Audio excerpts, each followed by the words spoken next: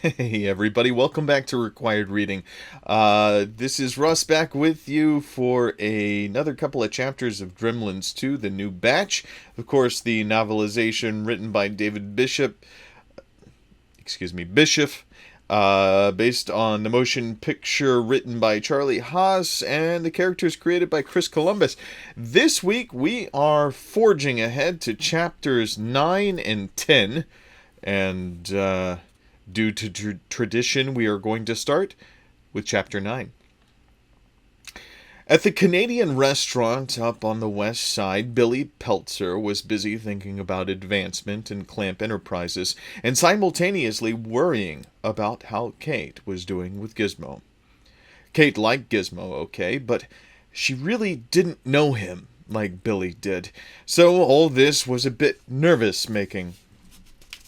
Meanwhile, Marla yammered away at him a mile a minute, talking about this and that in the advertising department, but mostly absolutely gushing over the attention that Daniel Clamp had paid to Billy today as he'd breezed through the office.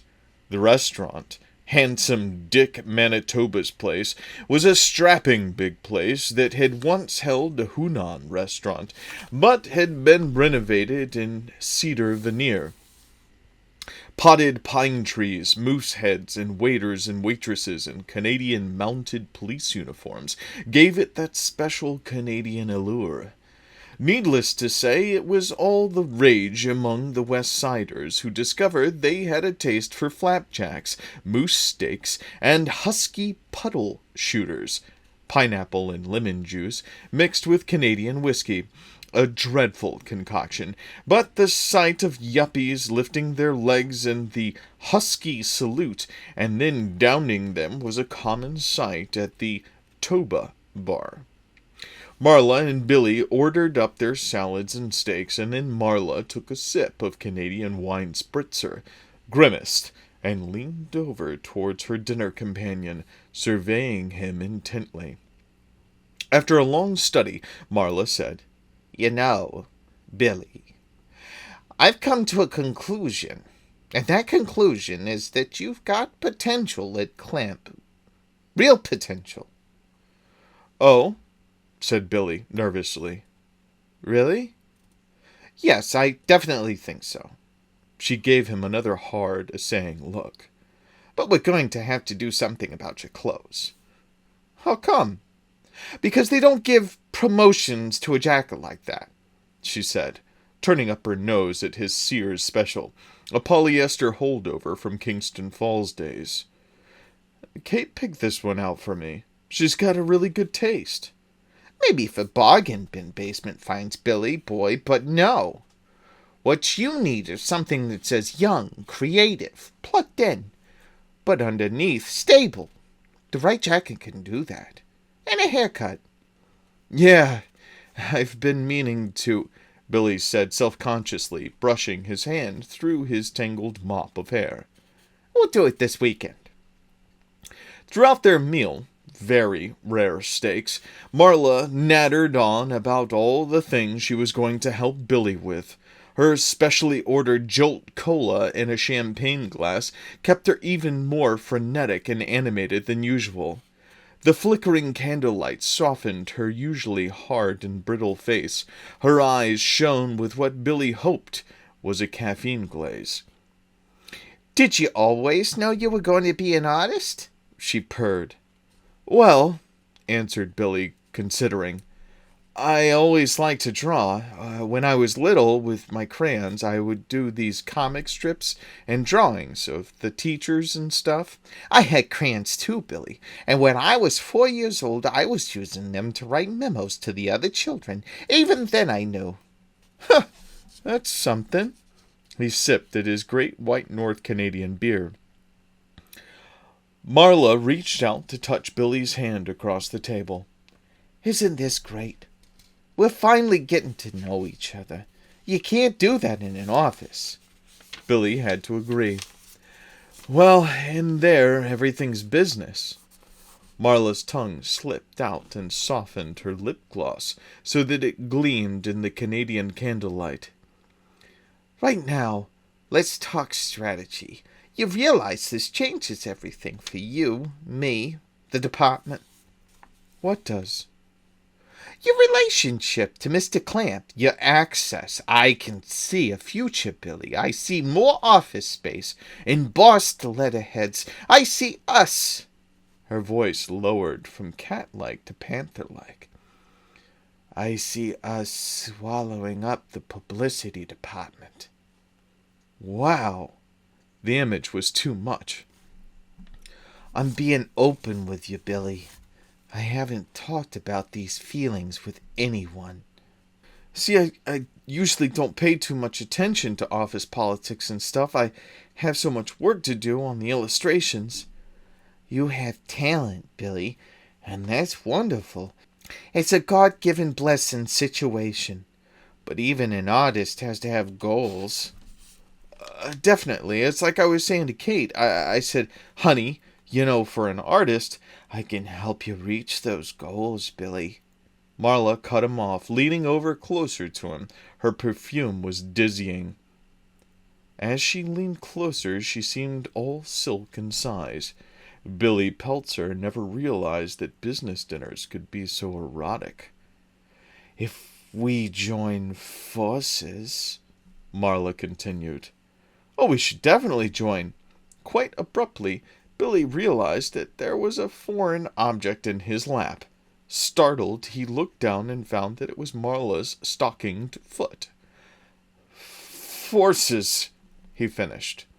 The sensations were so sudden and unexpected, and her smile was so knowing and erotic, that for a full few seconds Billy could not speak further. As for Marla, she did not, for a change, have to say another thing. Her beaming face said, and promised, it all. Fortunately, the Royal Canadian Mounted Police came to the rescue. Or so Billy thought for a confused moment, until he realized that it was a waiter standing by him. He looked up and was so shocked to find himself face to face with the large moose head the waiter carried that he spilled his beer in his lap, soaking Marla's foot. Marla grimaced and pulled her foot away. Billy, embarrassed and flushed beyond belief, grabbed the napkin and dabbed at the spill. "You okay there, sir? Another beer there, eh?" solicited the ever-helpful waiter. No, thanks. Everything's fine." The waiter indicated the spectacular treat proffered before them. "This is a favorite Canadian dessert, sir. A chocolate mousse. Can I cut you an antler there?" "No, thanks. He shot Marla an apologetic look. "I've really got to get going. I've got that appointment I mentioned, Marla. I'm sorry about your, Marla, back in control, gave him her best practice smile. "Oh, that's okay, Billy." Billy got up, but before he could go anywhere, Marla reached over and grabbed his knit tie, pulled him down close to her, and she planted a kiss on his cheek. Billy slipped loose and found himself confronted with the chocolate mousse once again. "See you tomorrow," breathed Marla as Billy made good his escape past the bemused waiter. "Yeah, good, right." And so saying, Billy Peltzer fled off into the New York night. Chapter 10. Kate Barringer was nervous as she left the elevator on the floor of the Clamp Enterprises advertising division. She was quite ambivalent about seeing Gizmo again. Especially in New York City, Kingston Falls had been bad enough. How could she ever forget how it had been as a waitress for hordes of boozing, smoking, carousing, terrorist gremlins, wreaking havoc on the tavern where she worked? All the stuff she'd gone through, thanks to Gizmo, was enough to give a girl gray hair at a tender age. It had taken Kate quite a while to recover from that whole nasty business. True, the end of it had found her in the arms of a wonderful guy, and ultimately it had all turned out for the best. But like Mr. Futterman, you didn't escape from the experience of fighting lizard-skinned little monsters intent upon total destruction and chaos without a few mental and emotional scars. She felt an extreme amount of trepidation as she moved towards the area that held Billy's desk. She stopped short. There were people there. People and something else. A dog? A big security dog, one of the monsters that lurked down in the building's basements. The rumor was that they roam the halls at midnight, their food unwary burglars. She stepped back into the shadows, hiding from them as the dog sniffed the area by Billy's desk. "Ha!" said a man's voice. "Good boy! I knew we'd find something in this guy's desk." Kate recognized him now. It was that awful clamp assistant, Frank Forrester, hatchet man with a hatchet face to match. He was flashing a light across Billy's desk and the Chinatown painting. "Look at this mess. What kind of footprints are these?" "Hard to say, sir," said the guard. "Possible gerbil?" Oh, dear, thought Kate. Gizmo. "He's bringing pets to work?" barked Forrester. "I don't believe this guy." They looked around a bit more, but could find nothing, and the dog moved on. Kate waited a moment, and then struck out towards the desk area. Billy said that Gizmo was somewhere around here. He must be hiding, she thought. But where? Even as she stepped out into the office area, she heard a wolf whistle from behind her. She spun around and found herself confronted by a metal filing cabinet, hanging out of which was a mogwai. "Gizmo," said Kate in a scolding but fond tone. "How'd you get up there?" The mogwai's eyes rolled and he flopped around as though he had some sort of degenerative mental condition.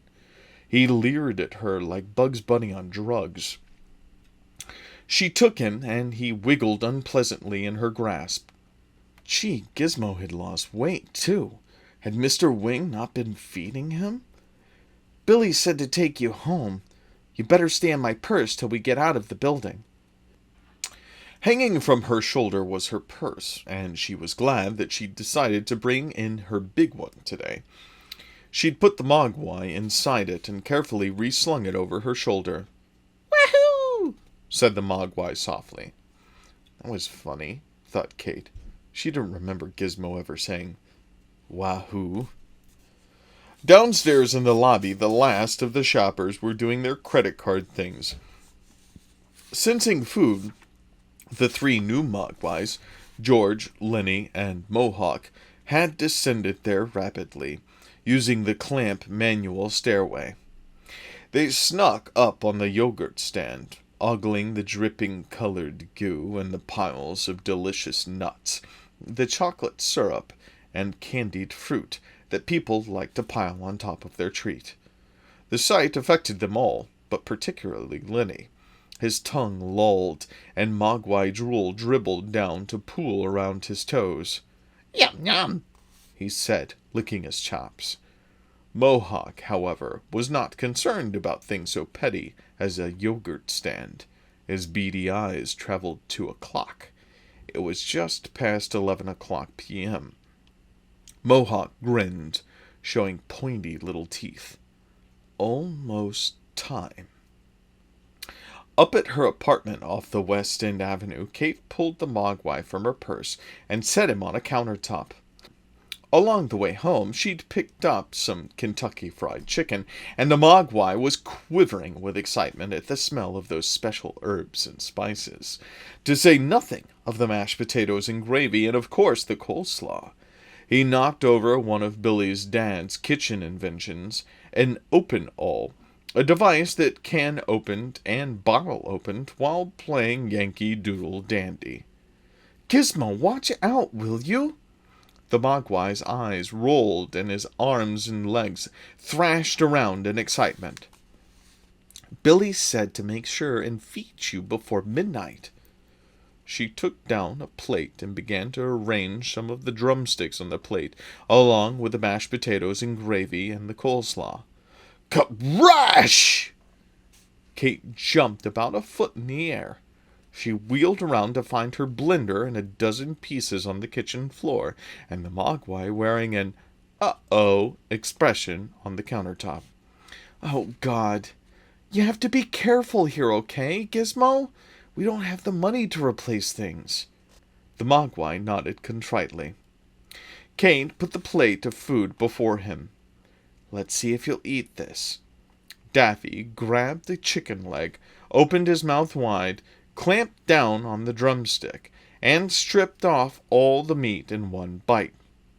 Tossing away the bare bone, the Mogwai dug into the mashed potatoes. Unfortunately, he didn't like them. He pitched the pawful he held, smearing half on Kate and half on the refrigerator. Yuck, said Kate. Gizmo, why? She got a paper towel and cleaned herself off, muttering, I don't know what Billy sees in you. Daffy whooped, grabbed more chicken, and resumed chomping through the food like the Tasmanian devil on amphetamines. Billy ducked into the dilapidated brownstone building, fumbled his key out, opened the door, and then bounded up the stairs in record time. He rang the bell. Yes? It's me. The sounds of the deadbolt issued through the thick door. The door opened, and there was Kate, smeared with bits of food and looking profoundly unhappy. Hi, I'm sorry I'm late. And then Billy noticed the full extent of the food fight damage. What happened to you? Kate shook her head, fuming, but then she fixed her eyes off to the side of Billy's face. What was she looking at? Billy wondered. Did you have a good meeting? She asked. Yeah, it was fine. Billy missed the sarcasm in her voice. His eyes wandered the small apartment, searching for his Mogwai friend. Where's Gizmo? He asked. It's in the kitchen. Billy... He struck off towards the small cubicle where the stove and refrigerator were. Did you feed him? Yes. Hey, Giz, how are you? As he stepped into the kitchen, he was almost struck full in the face by a slop of coleslaw. As it was, he got a spray of mayonnaise across the cheek. Billy could see a hairy arm sticking out from behind one of his dad's crazy contraptions that he'd given Kate. What's going on, Gizmo? Suddenly, a little giggling form trundled out from its cover and nailed Billy Peltzer on the forehead with a particularly greasy Colonel Sanders biscuit. Yo, Gizmo, what's a... The creature's arm flailed like a windmill, and suddenly Billy's face was forcibly smeared with a glop of cherry cobbler dessert. Billy wiped it off and looked more closely. The Mogwai sneered back at him. His eyes rolled and it pointed at him, yucking it up like one of the Three Stooges after successfully landing a pie in the face. That wasn't Gizmo. Kate! Gasped Billy. Kate, where did you get this guy? In your office, near the drawer where you said... Kate's hand went to her open mouth. Billy, watch out! Too late.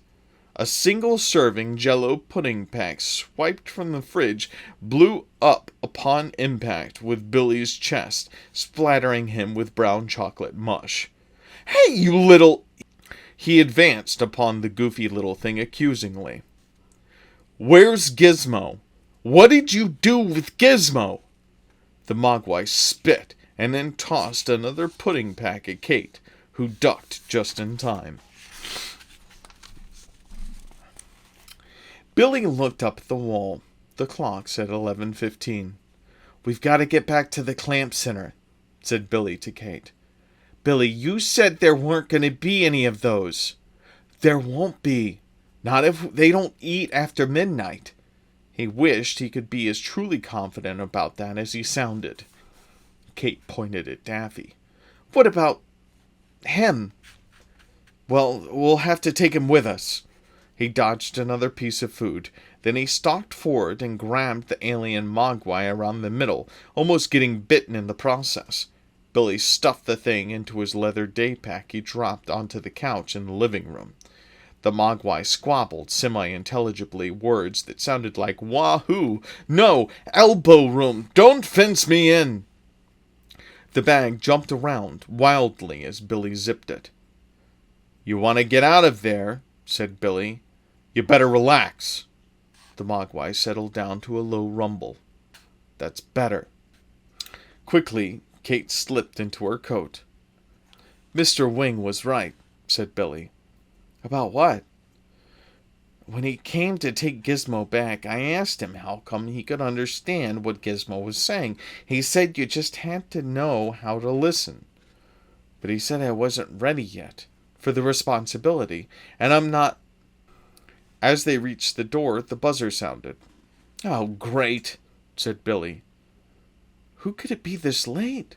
wondered Kate. "Only one way to find out," said Billy as he opened the door. Standing there was none other than Murray Futterman, his narrow face twitching nervously. Being in the big city apparently aggravated his nervous tension. By his side was his wife, Sheila, looking a bit aflutter too. Mr. Futterman, Mrs. Futterman."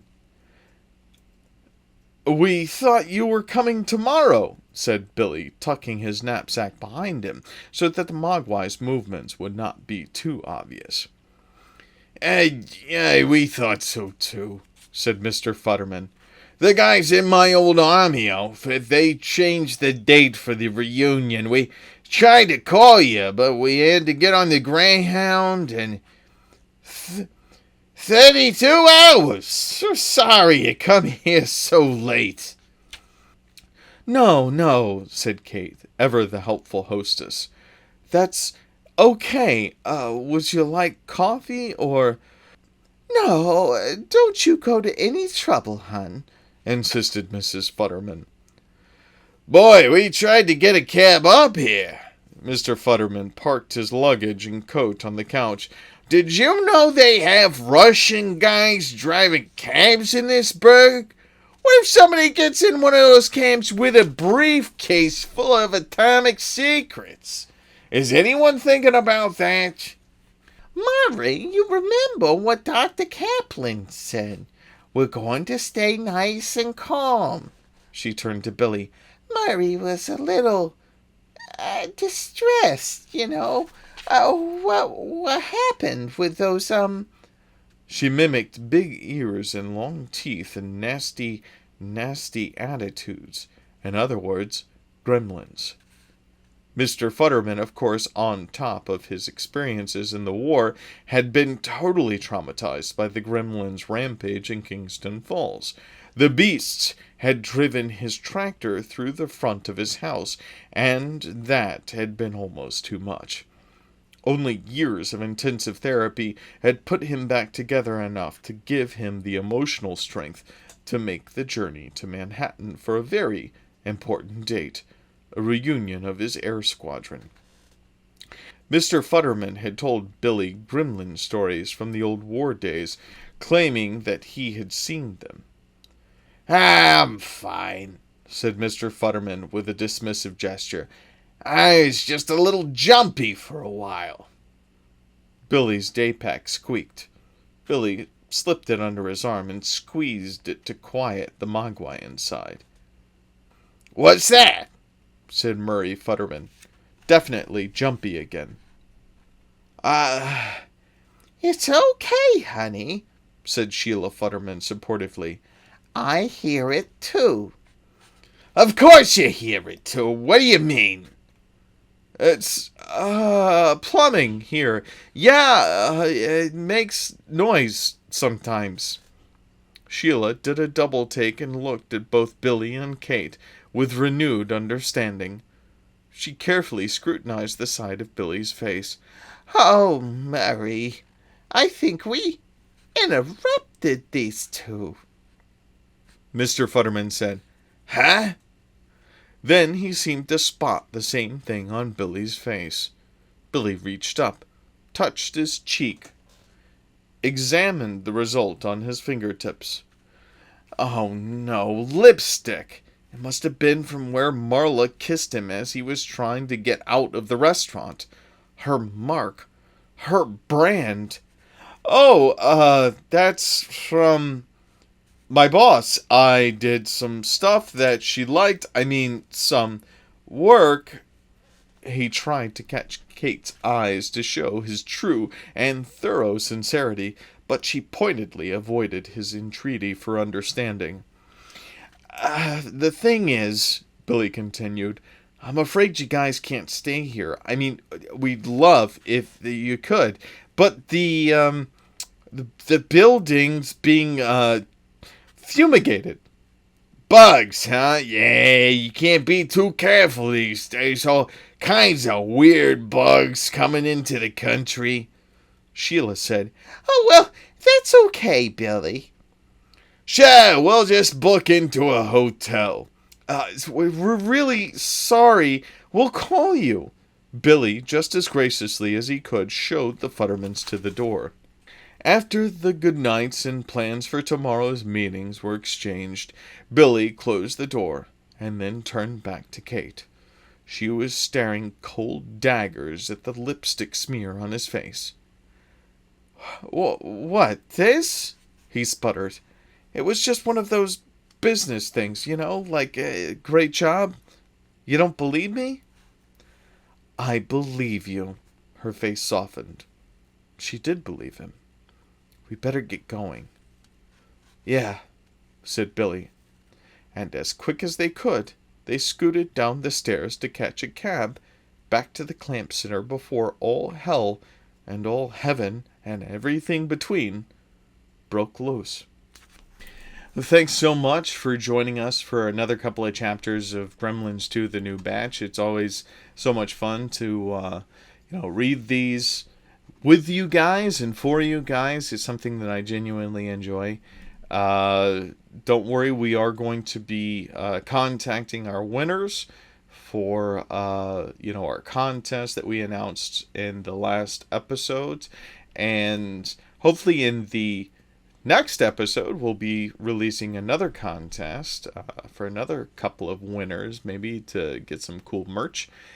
And beyond all that, please feel free to peruse the rest of our channel, enjoy the other content that we've got, and if nothing else, keep reading. Clamp Cable Network now leaves the air. We hope you have enjoyed our programming, but more importantly, we hope you have enjoyed life.